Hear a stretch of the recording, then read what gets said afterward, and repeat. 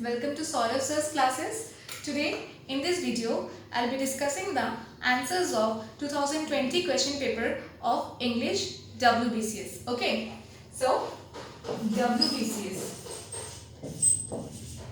Here we'll be discussing all the questions of English. Okay, that consists of 25 questions. 25 questions we'll be discussing all those things. Okay.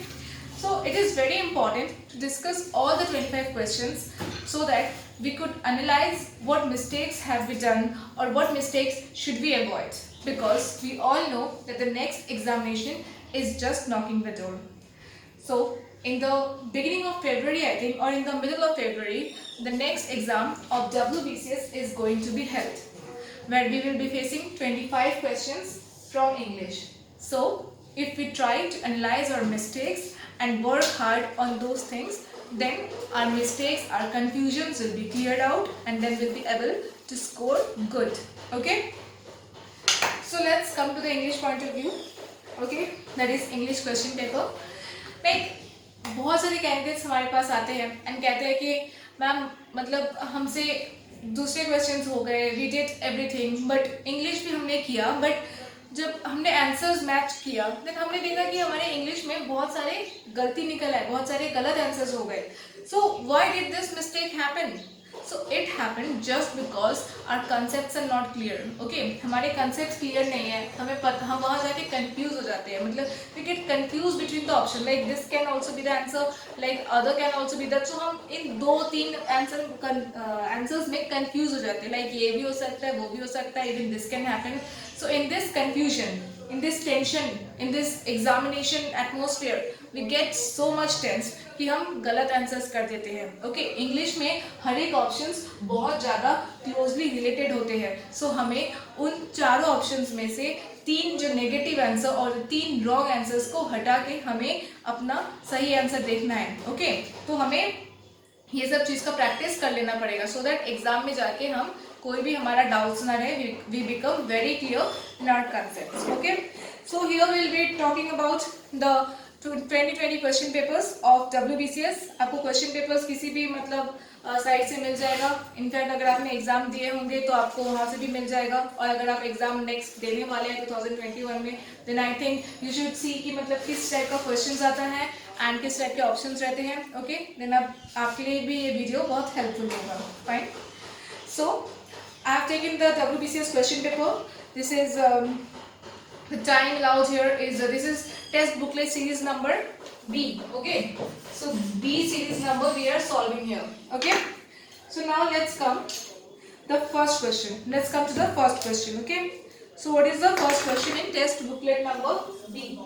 We are going to solve. Okay, the first is use the right preposition. You can get the question paper. Okay, get the question paper and then just practice it with me, or then see what kind of mistakes you need to avoid. Even we will be giving the link of this question paper in the description below in this video. Okay, you may find it from here also. So the first question, use the right preposition. Okay, it is the use the right preposition in the given sentence. What is the sentence? He deals dash cosmetic goods. Okay, cosmetic goods, and the options are A of, B with, C in, and D on. Okay, so what is the question? He deals dash cosmetic goods. Okay, he deals dash cosmetic goods. In these 4 options we will have to choose one. He deals dash cosmetic goods. Okay, we will have to say he deals in cosmetic goods. Okay, he deals in. Deals in. What is the meaning of deals in? Deals in, it is the meaning that to engage with something. He is engaged in this business. Whereas many people, many candidates say that they have opted for this option, deals with. That deals, he deals with. Okay, he deals with this business. Okay, he deals with cosmetic goods. Many of the candidates, like 90% of the candidates, have done this with. But this is wrong. We need to go for he deals in. Deals with means to. He deals with means he is dealing with these things. He knows about these things. But deals in.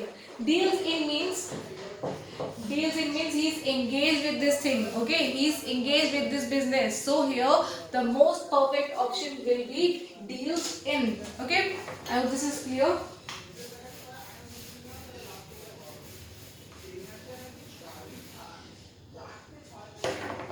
The second question, which complex form is correct for the following sentence? Okay, so here we need to convert the simple sentence to complex form. What is the sentence given? Everyone is happy during Christmas celebration. Okay, everyone is happy during Christmas celebration. We need to convert it into complex sentence. So what are the option given? Option number A, when Christmas celebrations occur, everyone is happy. Okay, when Christmas celebrations occur, everyone is happy. Option number B, during Christmas celebration, everyone is happy. During Christmas celebration, everyone is happy. Third option, everyone during Christmas celebration is happy. Okay, then fourth one, happy is everyone when Christmas celebration occurred. Okay, happy is everyone when Christmas celebration occurred. Cancel. Everyone during Christmas celebration is happy.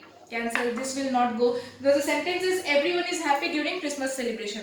So what will be the complex sentence? What will be the right option? The right option will be the option number A. When Christmas celebration occurred, everyone is happy. So this is a complex sentence. When Christmas celebration occurred, everyone is happy. Okay. The third question. I need a dash note. I need a dash note. And the four options given are option number A, 500 rupees, 500 rupees. Option number B, 500 rupee. Option number C, 500 rupees. Option number D, 500 rupee. Okay, you can see how closely these options are related. Okay, how close options are given. So basically अगर आपका concepts clear नहीं है, then आप very clearly आप इसमें confuse हो जाएंगे. Okay, so we need to have a very clear concept for answering these questions. See how close options are there.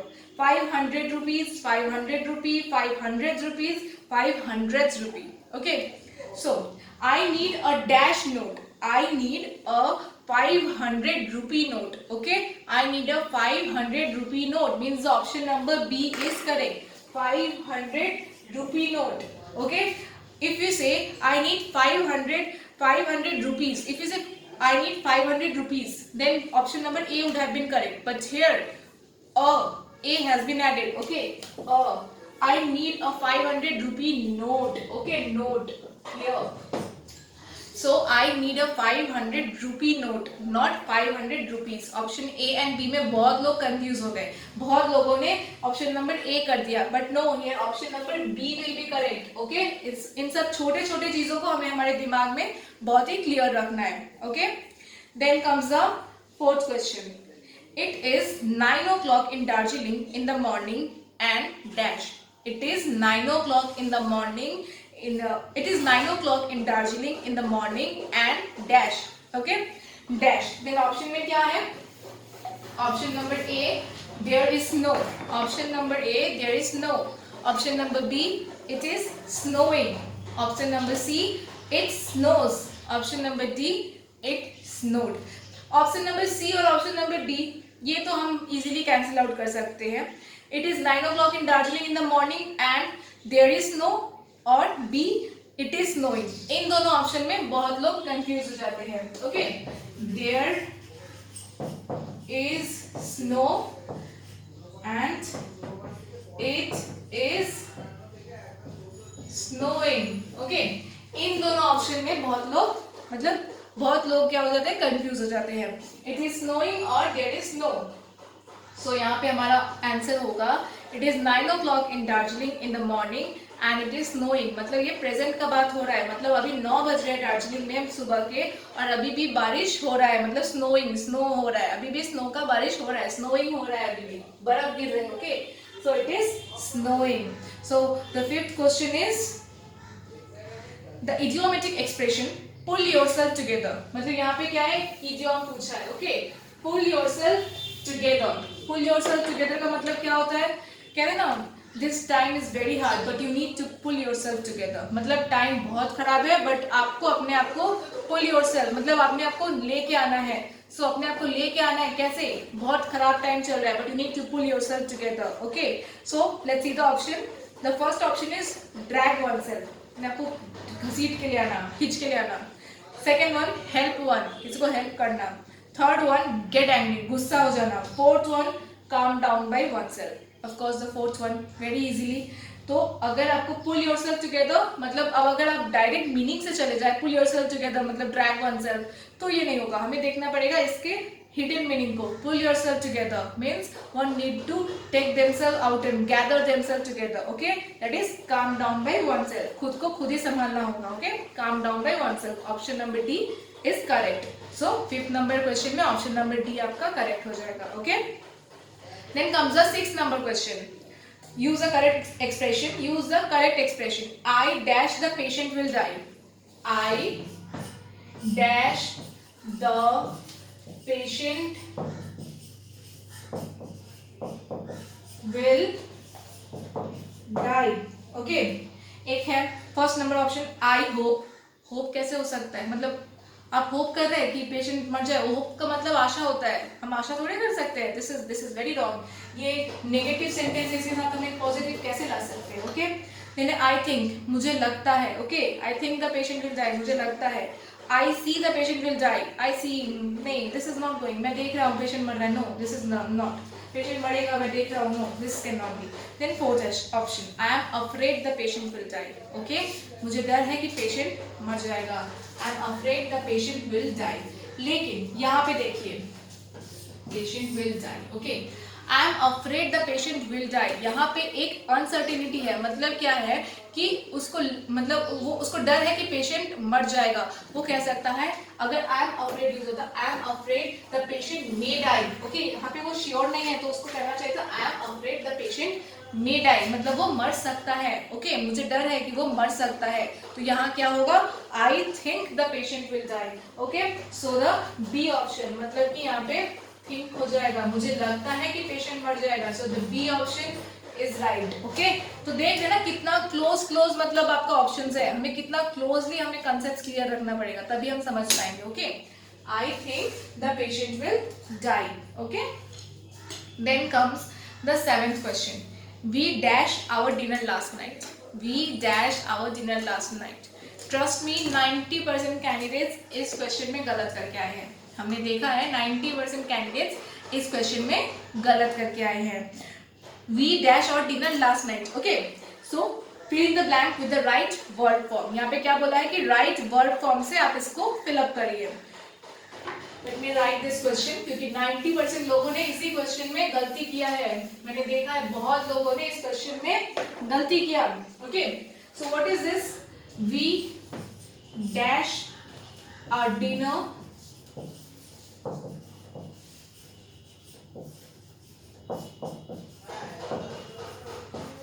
last night. Okay, we dash our dinner last night. Fine. So यहाँ पे options क्या है? Have taken, number 1 have taken. अब last night है, have taken तो नहीं होगा. Okay, have taken तो चला गया. Look, sorry, took. Number B is took. First है have taken. B is took. C is had taken. And D is take. See, by seeing the option have taken and take with last night, ये हम लोग cancel कर देंगे. So have taken और take तो cancel हो गया, बचा क्या?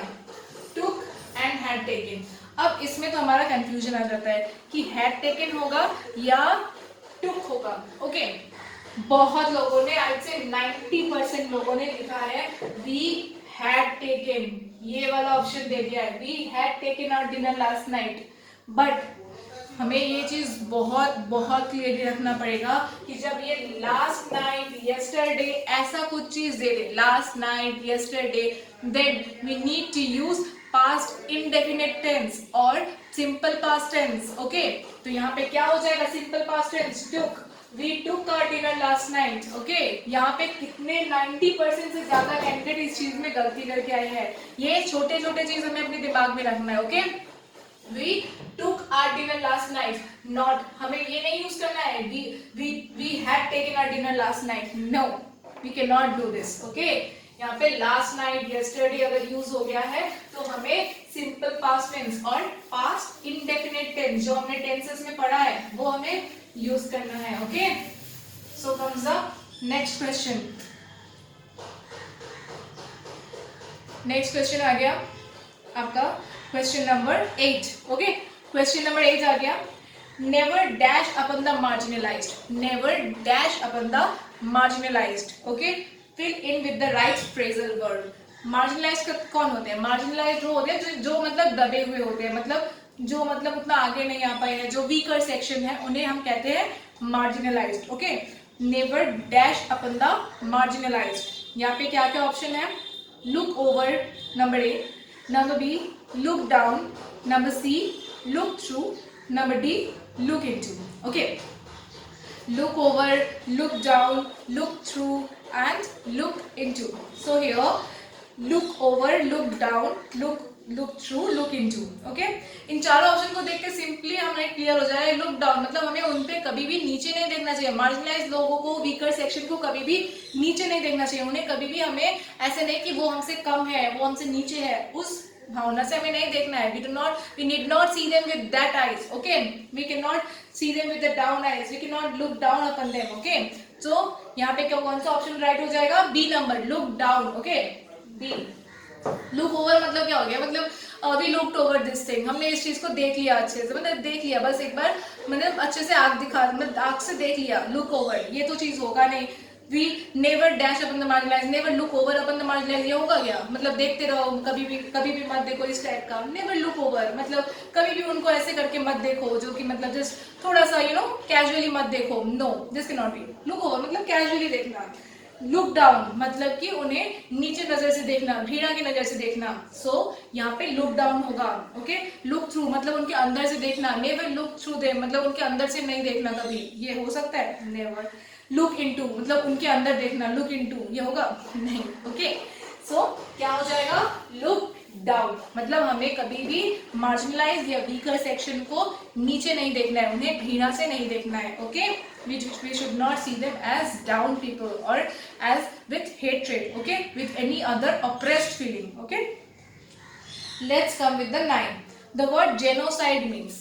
genocide का मतलब क्या होता है? Okay, genocide अगर आप बहुत सारे नॉवेल्स पढ़ते हैं तो आपको जेनोसाइड का मतलब पता होना चाहिए. जैसे कि आई थिंक टोनी मॉरिसन का जो बिलवेड नॉवल है, this is very famous novel, Tony Morrison का बिलवेड, वहाँ पे जेनोसाइड को लेकर बहुत सारी बातें की गई है.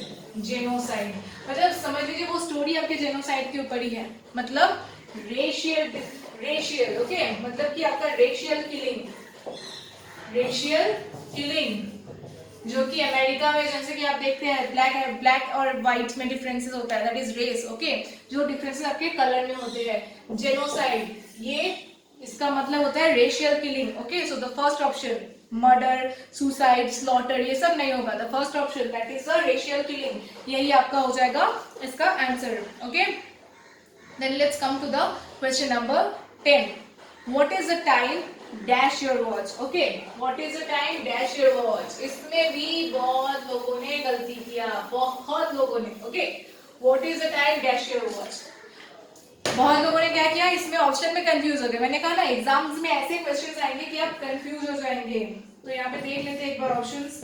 बाई, देन क्या है आपका इन, सी है विथ एंड डी है आपका ऑन. ओके, इसमें कौन से दो ऑप्शन में लोग कंफ्यूज हुए वो भी मैं आपको बता देती हूँ.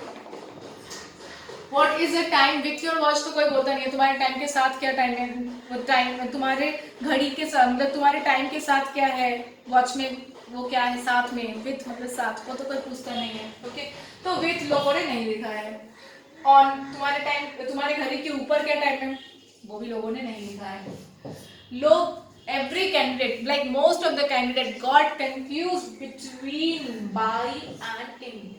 by और in में लोग confused हो गए. okay, बहुत लोगों ने क्या किया, लिख दिया what is the time in your watch मतलब तुम्हारे वॉच के अंदर क्या टाइम है. okay, वॉच के अंदर क्या टाइम है. no, हमें ये लिखना होगा what is the time by your watch. okay, तुम्हारे घड़ी में कितने बज रहे हैं, what is the time by your watch. okay, तुम्हारे घड़ी के हिसाब से टाइम क्या है. what is the time by your watch, तुम्हारे घड़ी के हिसाब से टाइम क्या है. ओके, नॉट तुम्हारे घड़ी में कितना बज रहे हैं, तुम्हारे घड़ी के हिसाब से टाइम क्या है. ओके,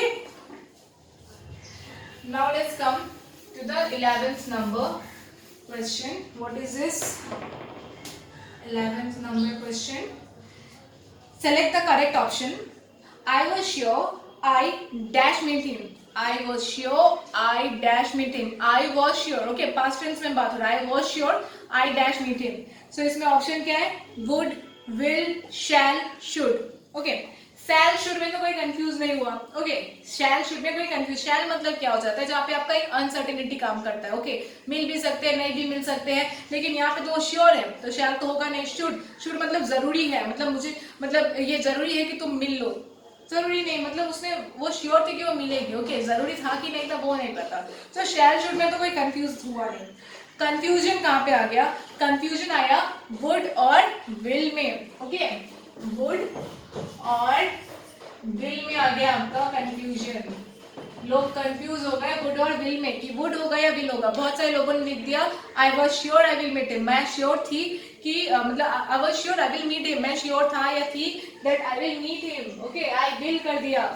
जब बात पास्ट टेंस में हो रहा है, जब वो अपना पास्ट टेंस के बारे में बता रही है या बता रहा है, तो फिर तो वुड होगा. ओके, वो अपने पास्ट टेंस के बारे में बता रही है, जो हो चुका है, वो मिल चुकी है या मिल चुका है, तो वो वुड होगा. ओके, आई वॉज श्योर मतलब मैं श्योर थी कि मैं उसे मिलूंगी. I would meet him. Okay, मैं उसे मिलूंगी, I would meet him. So यहाँ पे वुड, मैं अपने पास्ट टेंस के बारे में बता रही हूँ, तो वुड में बोलूंगी ना. विल क्यों बोलूंगी? विल तो फ्यूचर है, मेरे को पास्ट टेंस से बताना है. So would. ओके, ये सब छोटी छोटी बेसिक चीजें ना आपको अपने दिमाग में रखनी है. ये सब छोटी छोटी, देखिए कितने क्लोज ऑप्शंस में आपको मतलब आंसर्स करने पड़ते हैं, कितने क्लोज ऑप्शंस रहते हैं. अगर आपके इसमें कंसेप्ट्स क्लियर नहीं होंगे तो आप अपने इन सब ऑप्शंस में ना आप कंफ्यूज हो जाएंगे, जैसे बहुत सारे कैंडिडेट्स हो जाते हैं. ओके, सो इसीलिए हम ये क्वेश्चन पेपर सॉल्व सेशन लेके आए हैं, जिससे कि सॉल्विंग सेशन इसलिए लेके आए हैं जिससे कि आपको पता चले कि आपका गलती कहाँ हो रहा है, आपको कहाँ ज़्यादा मेहनत करना है, कहाँ किस चीज़ में आपको अपना कंसेप्ट क्लियर करना है. Okay, then comes the 12th number question, impassion. Impassion का मतलब क्या है? Impassion, ardent, dispassionate, passionless, unemotional. Unemotional होना ही है इम्पैशन. ओके, अनइमोशनल तो आया नहीं. डिस्पैशनेट, अब लग ही रहा है कि मतलब इसका ऑपोजिट हो सकता है. इम्पैशनेट, इम्पैशनेट है, उसका ऑपोजिट तो पूछा नहीं है कुछ. पैशनलेस, पैशन ही नहीं है. इम्पैशन मतलब क्या? पैशन है इसके अंदर. आर्डेंट, इसका मतलब तो एक ही ऑप्शन बच जाता है, वो है ardent. Okay, ardent. I am ardent for this, I am impassion for this. Okay, ardent है एकदम, पैशन है. Okay, this is the meaning. Ardent हो जाएगा आपका आंसर. सो आपके 12 नंबर क्वेश्चन में आपका आंसर हो जाएगा ardent. Okay, then comes the 13th question. What is the 13th question? Find the appropriate synonym for the word climactic. Climactic का आपको सिनोनिम पूछा गया है. ओके, तो यहाँ पे क्या क्या दिया गया है? क्लाइमैक्टिक है, एक बहुत ही क्लाइमैक्टिक सीन है, मतलब एकदम एंगेजिंग सीन है. ओके, इसी से मतलब पता चलेगा कि क्या होना है आगे. अरे क्लाइमैक्स मिस कर दिया तुमने, मूवी का क्लाइमैक्स मत मिस करो. ओके, इस टाइप का तुमने, जैसे आजकल तो सब OTT प्लेटफॉर्म में चल रहा है एकदम वेब सीरीज एंड ऑल. जैसे बहुत सारे दोस्त क्या करेंगे ना, जल्दी जल्दी वेब सीरीज देखेंगे एंड देन बोलेंगे क्लाइमैक्स हमें बता देंगे. तब क्या होगा? क्लाइमैक्स पता चल गया ना, तब तो वो OTT देखने का मतलब वो वेब सीरीज देखने का तो मजा ही चला गया. इसलिए please don't say the climax, climax मत बोलो. ओके, हम ऐसे करते रहते हैं. फाइन. तो यहाँ पे हमें पूछा गया है what is the appropriate synonym for the word climactic. Okay, तो यहाँ पे क्या क्या है ऑप्शन में? Culminating, climactic. Okay, sorry climatic. Climactic का मतलब पूछा है, देन ऑप्शन में दिया है कल्मिनेटिंग, क्लाइमेटिक, टेम्परेट, एटमॉस्फेरिक. ये सब तो नहीं होगा. क्लाइमैक्टिक पूछा है मतलब क्लाइमैक्स से रिलेटेड, तो क्या हो जाएगा? Culminating. It is a culminating thing, मतलब कल्मिनेटिंग चीज बता दिए यार तुम, क्लाइमैक्स बता दिए, तो कल्मिनेटिंग हो जाएगा इसका मतलब. यहाँ पे सिनोनिम पूछा है culminating. Okay, then comes the next question, that is 14th number question. Okay, 14th number question, what is it? He said grass is green. इसको क्या करना है आपको? डायरेक्ट सेंटेंस है, he said grass is green, इसको आपको indirect में change करना है. तो अगर सेड है तो ये हो जाएगा टोल्ड. ओके, टोल्ड हो जाएगा. तो ऑप्शन में क्या है? चारों ऑप्शन में टोल्ड है. देख लीजिए, चारों ऑप्शन में टोल्ड है. आपको किस तरह से कंफ्यूज किया जाता है? He said the grass is green, he said grass is green. अब हमें पता है सेड है तो वो टोल्ड हो जाएगा, तो टोल्ड तो चारों ऑप्शन में दे दिया है. ओके, तो लेट्स सी और क्लोजली देखते हैं. Option 1, he told that grass is green. Okay, that आ जाएगा. he told that grass is green. Second option, he told that grass was green. grass was green. Okay, था. C, he told that grass had been green. Okay, and fourth, he told that grass will always be green. इसने ऐसा कुछ बोला ही नहीं, इसने simply क्या बोला, grass is green, grass का कलर ग्रीन है. तो इसका हमारा पैसिव वॉइस क्या हो जाएगा, he told that grass is green. यहाँ नहीं होगा, ये नहीं बोल सकते he told that grass was green. Why? Because grass तो हमेशा ग्रीन रहता है ना, ग्रास तो हमेशा ही ग्रीन रहता है, यूनिवर्सल चीज है, फैक्चुअल थिंग है. ये तो was green नहीं होगा, इसीलिए हम यहाँ पे करेंगे option number A which is right. यहाँ पे भी बहुत लोगों ने गलती कर दी. यहाँ पे उन्होंने क्या कर दिया, वो ग्रास इज ग्रीन था ना क्वेश्चन में, ग्रास इज ग्रीन, तो उन्होंने उसको पैसिव वॉइस में चेंज करके क्या कर दिया, ऑप्शन नंबर बी को राइट कर दिया. That is he told that grass was green. Okay, ये चीज कर दिया लोगों ने, तो ये तो हो गया गलती. ओके, तो हमें क्या करना है, he told that grass is green, मतलब ऑप्शन नंबर ए हो जाएगा हमारा ऑप्शन नंबर. यहाँ पे ग्रास वाज ग्रीन नहीं होगा. Okay, grass is green, he told that grass is green. Okay, तो हमारा ऑप्शन नंबर ए हो जाएगा.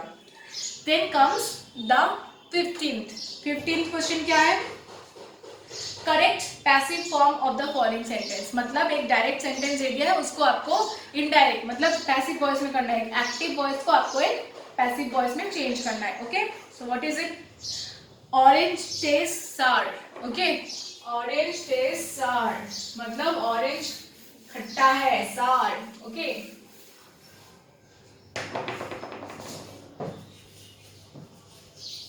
ऑरेंज का टेस्ट क्या है, सार. ऑरेंज खट्टा है, ऑरेंज टेस्ट सार, टेस्ट सार. इसमें ऑप्शंस क्या दिया है, orange is tasted sour, orange is tasted sour. Number B, orange is sour after tasting. Number C, orange is sour when tasted. Number D, orange is tasted as sour. So हमें option number C is our right option, that is orange is sour when tasted. जब हम orange को test करते हैं then orange is sour. Okay, ये हो गया आपका option number C is correct. Orange is sour when tasted. Okay, option number C हमारा हो गया करेक्ट. सो क्वेश्चन नंबर 15 में हमारा ऑप्शन नंबर सी होगा correct, orange is sour when tasted. Then comes question number 16. Question number 16 क्या है, babies dash when they are hungry. Babies dash when they are hungry. Okay, babies dash when they are hungry. अब इसमें क्या क्या option है, मैंने आपको पहले ही आंसर बता दिया, बट फिर भी let's discuss. Babies dash when they are hungry. Okay, first क्या है, cries. Number A, cries. Babies cries when they are hungry. No. B क्या है, cried. Okay, cried मतलब रो रहा था. Cries मतलब cries क्या होगा ना, babies. यहाँ पे तो एक बेबी के बारे में बोला नहीं है, प्लूरल के बारे में बोला है, babies. Okay, then babies are crying when they are hungry. लेकिन no, this is not. ऐसे होता अगर babies are crying when they are hungry, ये तो right नहीं होगा. Okay, babies are crying because they are hungry, ऐसे होता. babies are crying when they are hungry, ये नहीं होगा. okay, babies cry when they are hungry. babies रोते हैं जब उन्हें भूख लगता है. that's fine, perfect. तो इसका क्या हो जाएगा, D number, cry. babies cry when they are hungry. okay, cries नहीं होगा क्योंकि वो हमेशा सिंगल के साथ होता, तब होता baby cries when he is hungry or she is hungry. okay, लेकिन यहाँ पे क्या हो जाएगा, babies cry प्लूरल के साथ cry लगेगा. okay, babies cry when they are hungry. okay, ये हमने पढ़ा भी था 10th के टाइम इस टाइप का questions. Okay, so babies cry when they are hungry, ये हो गया आपका option number D. Then comes the 17 number question, the word analogous. Analogous का मतलब क्या है. ओके, एनालॉगस का मतलब सिंपल होता है कंपेयर करना, मतलब किसी चीज के साथ कंपेरिजन करना, वो होता है एनालॉगस का मतलब he is analogous to him, she is this duster is not analogous to this pen. okay, so क्या हो गया, ये duster इस पेन के साथ analogous नहीं है. so क्या हो गया, analogous मतलब comparable. तो यहाँ पे सिंपल हमें दिख जा रहा है इसका मतलब क्या हो जाएगा? Option number C, comparable. आप ये क्वेश्चन पेपर ना ध्यान से देखना, क्वेश्चन पेपर आप अपने पास रखिएगा एंड देन सॉल्व करिएगा। क्वेश्चन पेपर आप अपने साथ रखिए एंड देन इस आंसर को आप देखिएगा, देन आपके लिए ये इजियर हो जाएगा। ओके, क्योंकि बार बार क्वेश्चन लिखना, आंसर देखना, ऑप्शंस देखना, ये आपके लिए डिफिकल्ट हो सकता है। क्वेश्चन पेपर आपको कहीं से भी मिल जाएंगे, और अगर आपने पहले अपेयर किया है देन आपके पास होंगे क्वेश्चन पेपर। ओके, सो आप क्वेश्चन पेपर को ध्यान से देखिएगा एंड हम यहाँ पे आपके साथ साथ सॉल्व करेंगे। Okay, then comes the 18 number question. Take the correct option. What is it? Dash are still tortured in remote villages. Dash are still tortured in remote villages.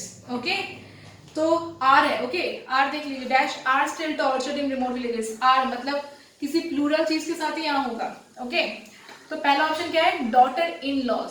Daughter in laws मतलब क्या है? घर की बहू, sorry not बहू, घर की जो बहू है। Okay, daughter in laws. So daughter-in-laws are still tortured in remote villages. Okay, daughter-in-laws मतलब यहाँ पे क्या है? एक daughter-in-law के बारे में बात किया जा रहा है, एक को तो नहीं, यहाँ पे तो R लिख दिया है, मतलब प्लूरल होना चाहिए। Then daughters-in-laws ये तो कहते नहीं है, this is wrong English. daughters-in-laws तो हम कहते नहीं।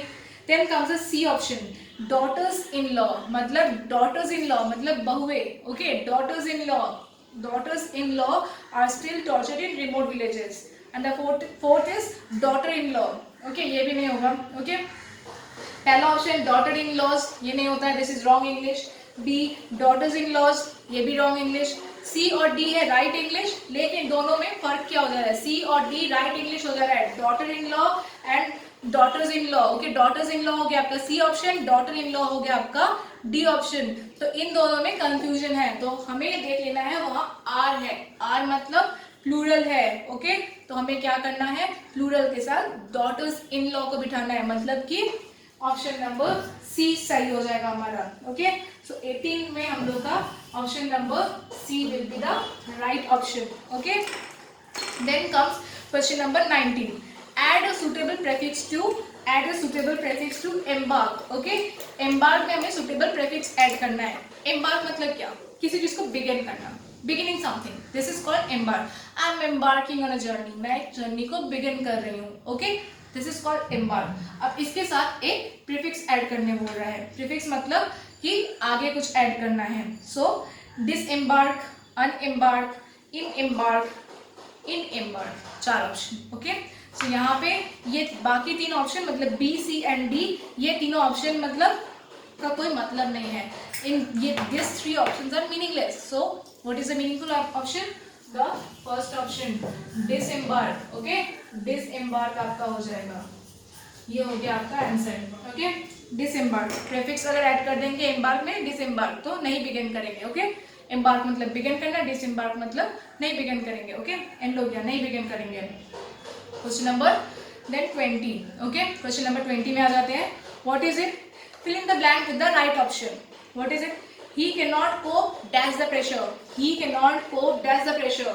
तो यहाँ पे आपका ऑप्शन दिया हुआ है, number A up, number B with, number C in, number D for। ये बहुत ही इजी है, इसमें मैंने देखा है कि 99 कैंडिडेट्स ने सही किया है, 99% कैंडिडेट्स ने सही किया है। That is he can not cope up the pressure, वो प्रेशर को नहीं ले सकता है, मतलब प्रेशर के साथ नहीं रह पाता। He can not cope up the pressure. Okay, 20 number. Then comes a 21 number question. Okay, what is it? Convert the given sentence into an interrogative sentence and see below for the correct option. मतलब जो given sentence है उसको आप interrogative sentence में change कर दीजिए, मतलब कि एक question टाइप का sentence में change कर दीजिए। and उसके बाद तो स्टेटमेंट क्या दिया हुआ है, जो सेंटेंस है वो है honesty is the best policy, मतलब ऑनेस्टी क्या है? बेस्ट पॉलिसी है ऑफ कोर्स। ठीक है, तो इसको हमें क्या करना है? इंट्रोगेटिव सेंटेंस में चेंज कर देना है। पहला ऑप्शन है is honesty the best policy, यहाँ पे क्या है? पूछ रहा है ऑनेस्टी क्या बेस्ट पॉलिसी है। Number B, is not honesty the best policy, is not honesty the best policy, isn't honesty the best policy, ये चीज पूछ रहा है। ओके, मतलब is not honesty the best policy. Okay, C is honesty not the best policy, is honesty not the best policy, is honesty not the best policy, ये question पूछ रहा है, is honesty not the best policy। and number D, why is honesty the best policy, honesty best policy क्यों है? why is honesty the best policy, honesty best policy क्यों है? इसका answer तो दिया नहीं है, तो हमारा answer number B, option number B. Okay, Is not honesty the best policy? Is not honesty, sorry, is not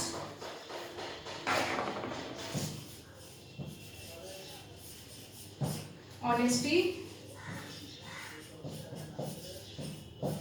the best policy, मतलब ऑनेस्टी क्या बेस्ट पॉलिसी नहीं है? Is not honesty the best policy, तो ये आपका answer हो जाएगा honesty is the best policy. Okay, option number B. Then comes 22 number question. What is it? The correct antonym of lecherous. Lecherous का correct antonym क्या होगा? Okay, lecherous मतलब क्या होता है? एक लस्टफुल पर्सन, मतलब with offensive sexual desire. Okay, lectures. Okay, lectures का एंटोनिम पूछा है, तो लेक्चरस मतलब क्या? एक ऑफेंसिव सेक्सुअल पर्सन, या फिर मतलब जो लस्टफुल हो. ओके, उसका ऑपोजिट क्या हो जाएगा? Passionate, no. डर्टी, गंदा, नो, वो तो खुद ही गंदा है. मतलब गंदा क्या? लस्टफुल है, lustful. Okay, then C nasty, no. D chaste, chaste, yes, chaste हो जाएगा आपका answer.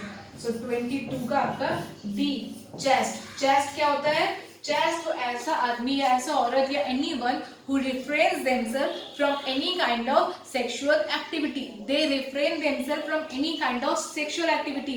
Whereas lecherous are the person who have immense sexual desire or who are lustful persons. So इसका opposite हो गया chest.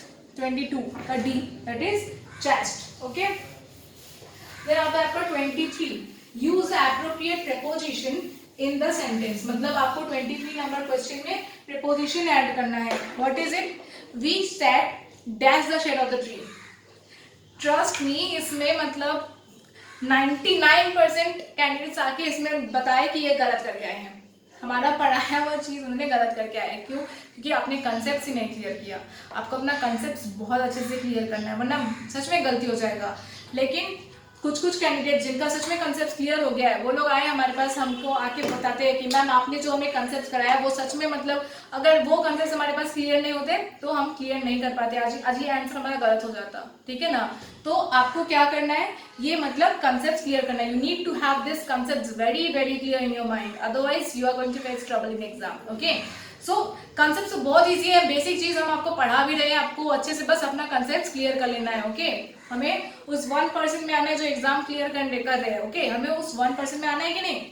तो अच्छे से इस वीडियो को देखिए, अच्छे से हमारे पहले वीडियोस को देखिए, कंसेप्ट समझिए. उससे क्या होगा? आपका कंसेप्ट बहुत अच्छे से क्लियर हो जाएगा एंड आप एग्जाम में अच्छा कर पाएंगे, कंफ्यूज नहीं होंगे. सो चलिए देखते हैं क्वेश्चन क्या है. We sat dash the shade of the tree. इसमें ऑप्शंस क्या है मैं दिखा देती हूँ. पहले मैं क्वेश्चन लिख देती हूँ. इसमें बहुत लोगों ने गलती किया. हमें बहुत सारे लोगों ने कहा कि इसमें उनका गलती हो गया. Shade of the,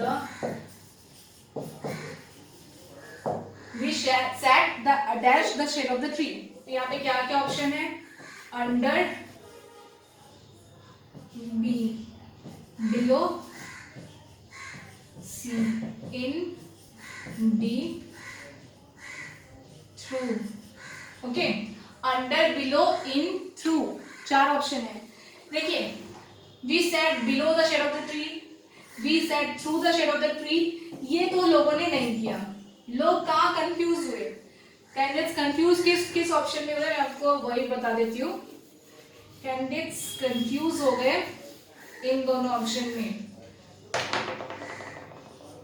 under and in, option number A और ऑप्शन नंबर सी में. ओके, बहुत लोगों ने क्या किया? We set under the shade of the tree कर दिया, बट करेक्ट आंसर होगा we set in the shade of the tree. Under the shade of the tree क्यों नहीं होगा? देखिए, in the shade of the tree, चलिए पहले हम करेक्ट आंसर ही बता देते हैं. We set in the shade of the tree क्यों होगा? ओके, हम शैडो के नीचे नहीं बैठे हैं. लाइक अगर शैडो है उसके नीचे, अगर डायरेक्ट नीचे बैठे होते तो होता कि अंडर, लेकिन हम इन है. इन क्यों होगा? We set in the shade of the tree. हमेशा हम शैडो के अंदर रहते हैं. देखिए, अगर ये ट्री है, इसका तो यहाँ तक पूरा शैडो है. ओके, अब यहाँ पे ये आदमी बैठा है. ओके, तो ये तो शैडो यहाँ तक भी गिर रहा है, यहाँ तक गिर रहा है. तो ये जो आदमी बैठा है, ये मेरा ड्राइंग आप मत जाइएगा, ड्राइंग बहुत बेकार है, फिर भी मैं आपको समझा सकती हूँ. ये आदमी है और यहाँ शेड है, ये पूरा इसके ऊपर भी शेड है. ओके, तो क्या हो जा रहा है, ये तो शेड तो यहाँ तक गिर रहा है, तो शेड के अंदर ना है, देखिए शेड के तो अंदर भी है ये, ऐसा तो नहीं है कि शेड के डायरेक्ट नीचे है, शेड के तो अंदर है, यहाँ शेड तो यहाँ भी गिर रहा है, तो अगर ये बाउंड्री हो गया शेड का तो उसके अंदर ही ना होता है, कोई शेड के बाहर तो जाके खड़ा होता नहीं है, एकदम शेड के कॉर्नर में, तो शेड के अंदर में लोग खड़े होते हैं कि जिससे मतलब अच्छा से शेड आ सके, शैडो आ सके, हमें ठंडी मिल सके धूप से। ओके, तो अंडर नहीं होगा, क्या हो जाएगा, इन हो जाएगा, मतलब हम वो शैडो के अंदर खड़ा था। We sat in the shade of the tree. Okay, we sat in the shade of the tree. Then comes question number 24. What is question number 24? He will reach home late. He will reach home dash at evening. Okay, he will reach home dash at evening. So यहाँ पे क्या हो जाएगा, चार option आ गया। He reach home dash at evening, चार option क्या क्या आ गया, lately, late, later, latest. Okay, चार ऑप्शन आ गया, lately, late, later and latest, ये चार ऑप्शन आपका आ गया। क्वेश्चन क्या था आपका, क्वेश्चन था he will reach home dash at evening, मतलब वो घर पहुंचेगा dash at evening। So lately, late, later, latest, ये दोनों में तो कोई कंफ्यूज नहीं हुआ, कंफ्यूजन हो जाता है lately at evening और late at evening। तो ऑफकोर्स late at evening, वो इवनिंग मतलब शाम को देर से घर पहुंचेगा, लेट से घर पहुंचेगा। ओके, सो लेटली नहीं, यहाँ पे क्या हो जाएगा, लेट एट इवनिंग, वो शाम को घर देर से पहुंचा। ओके, शाम को वो घर कहाँ, देर से पहुंचा, late at evening. So now the last question, he solve the dash problem. He solve the dash problem, क्या क्या है, hardly, hard, hardlier, hardliest, hardly, hard, hardlier, hardlier, hardliest. He solve the hard problem. Okay, वो hard problem solve कर लिया। यहाँ पे hardly नहीं होगा, मतलब उसने कर लिया, हार्डली वो भी नहीं होगा, हार्ड होगा, मतलब उसने हार्ड प्रॉब्लम को सॉल्व कर लिया। Okay, hardlier, this problem is hardlier than this, ये तो कंपैरिजन में यूज होता है। ओके, तो यहाँ पे क्या हो जाएगा, he solve the hard problem. Okay, hard हो जाएगा आपका ऑप्शन। तो यहाँ पे देखिए, यहाँ पे जो ऑप्शन होते हैं ना, इतने सारे 25 क्वेश्चन हमने सॉल्व किए, 25 क्वेश्चन आते हैं आपके WBCS के एग्जामिनेशन में। सो ये क्वेश्चंस डिफिकल्ट नहीं होते, ऐसे नहीं कि बहुत डिफिकल्ट हो गए, पता नहीं कहाँ से दे दिए क्वेश्चंस इजी होते हैं, एकदम इजी लेवल के क्वेश्चंस होते हैं, लेकिन फिर भी हम गलती कर दे रहे हैं। तो क्यों गलती कर रहे हैं, ये गलती हम इसीलिए कर रहे हैं क्योंकि हमारे कंसेप्ट क्लियर नहीं है हमारे दिमाग में। अगर हमारे कंसेप्ट क्लियर नहीं होंगे ना, हमें अभी लग रहा है कि अच्छा हम तो कर लेंगे, अच्छा हाँ हो जाएगा, लेकिन जब हम एग्जाम में जाते हैं ना, वहाँ का एटमोसफेयर थोड़ा डिफरेंट होता है, टेंशन रहता है, बहुत सारे सब्जेक्ट, सिर्फ एक सब्जेक्ट नहीं, बहुत सारे सब्जेक्ट हमें पढ़ के जाने पड़ते हैं, दिमाग में बहुत कुछ चल रहा होता है। तो उन सब चीज़ों में ना अगर हमारा कंसेप्ट क्लियर नहीं होता है, then we get very easily confused. Okay, तो हमें इन सब कंफ्यूजन को कैसे दूर करना है, जब हमारा कंसेप्ट क्लियर होगा, हमारा कंसेप्ट क्लियर रहेगा तो हमें कुछ भी चीज़ रिमेंबर करने का, मतलब याद करने का जरूरत ही नहीं है, हम सिर्फ समझ लेंगे चीज़ों को। अगर हम समझ लेंगे तो ये चीज़ हमारे दिमाग में हमेशा के लिए रह जाएगा। Okay, so try to understand this concept because these are going to be very very helpful. हमने ये क्वेश्चन पेपर इसीलिए सॉल्व किया जिससे आपको आपके गलती पता चले, या अगर आपने एग्जाम देने वाले हैं तो आपको पता चले कि किस टाइप का क्वेश्चंस आते हैं और आपको किस लेवल का प्रिपरेशन चाहिए। ओके, तो हमें बहुत ही बारीकी से हर चीज़ को देखना है। Okay, we need to analyse the things, we need to analyse the concepts so as we do not get confused in the examination hall, because your success is our success. We will try to do provide all the help that you need. Okay, this is our sole motto, आपको सारा help provide करना। सो आपको कोई भी doubts, queries कुछ भी हो तो आप हमें कमेंट करें या आप हमसे पूछें, हम वहाँ पे आपके लिए ज़रूर रहेंगे, हम ज़रूर हेल्प करने के लिए आपके हमेशा रहेंगे। Okay, so I hope this video was helpful for you. Thank you, take care.